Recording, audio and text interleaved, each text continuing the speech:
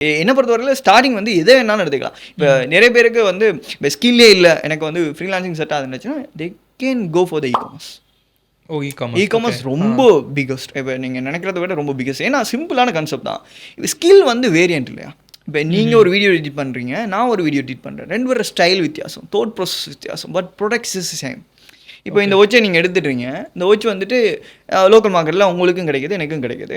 So இதை நீங்கள் வந்து 300 ருபீஸ் விற்கிறீங்க, நான் 200 விற்கிறதுக்கு ரெடி ஆகிட்டேன். ஓகே. ஸோ பையர் பொட்டன்ஷியல் வைஸாக யார்கிட்ட வாங்கினாலும் ஒன்று தான், ஏன்னா ப்ராடக்ட்.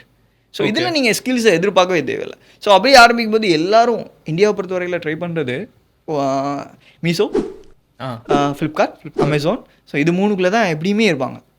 ஸோ இதை தாண்டி வெளியில் போகிறதுக்கு இன்டர்நேஷ்னல் மார்க்கெட்ஸ் இருக்குது. That's call eBay. ஓகே. ஈபேயில் வந்து நீங்கள் சொன்னால் நம்ப மாட்டீங்க, எங்கள்கிட்ட நாங்கள் ஒரு லெக்சரிங்க்கு ஒருத்தர் வந்து இந்தியாவில் தான் ஹையர் பண்ணியிருக்கோம். ஸோ அவருடைய மந்த்லி இன்கம் வந்துட்டு அவர் ஒரு கம்பெனியை ரன் பண்ணுறாங்க ஈபேயில் ஷிப் பண்ணுறதுக்கு. ஓகேவா, $12,000 ஈச் அண்ட் எவ்ரி மந்த் வந்து ஏன் பண்ணுறாங்க. That's huge numbers. ஏன்னா இப்போ அதில் நான் பார்த்ததில் ஒரு ட்ரிக்ஸ் என்ன அப்படின்னா, அவங்க என்ன பண்ணுறாங்க அப்படின்னா, இங்கே இருக்கக்கூடிய பிராண்டட் ஐட்டம்ஸ் இருக்குங்க இல்லையா, ஸோ அந்த ஐட்டம்ஸை லிஸ்ட் பண்ணுறாங்க. இப்போ அங்கே இருக்கிறவங்களுக்கு அது கிடைக்காது. இப்போ அமெரிக்காவில் நீங்கள் இருக்கிறீங்க அப்படின்னா, இந்தியாவிலேருந்து பொருள் வேணும் அப்படின்னா உங்கள் சொந்தக்காரங்க இருந்தால் சொல்லி விட்டுருலாம். இல்லைன்னா மெஜாரிட்டி ஆஃப் த இந்தியன்ஸ் வந்து கனடாவிலையோ இல்லை வந்து அமெரிக்காவிலையோ இல்லை வேறு நாட்டில் இருக்காங்கல்ல, அவங்க தேவைப்படும்ல, ஸ்பைசி ஐட்டம் தேவைப்படும், க்ரீம் ஐட்டம் தேவைப்படும், இங்கே இருக்கக்கூடிய ஆர்கானிக் பொருள் தேவைப்படும். ஸோ இந்த மாதிரி ஐட்டம்ஸ் எல்லாம் அங்கேருந்து வாங்குறாங்க. ஓகே. ஸோ இப்படியான விஷயங்களை ஈபேயில் பண்ணும்போது என்ன பெனிஃபிட்னு கேட்டால், மார்ஜின் ரொம்ப பெரிய மார்ஜின் வைக்கலாம். ரஃப்லி 30 to 50% ப்ராஃபிட்.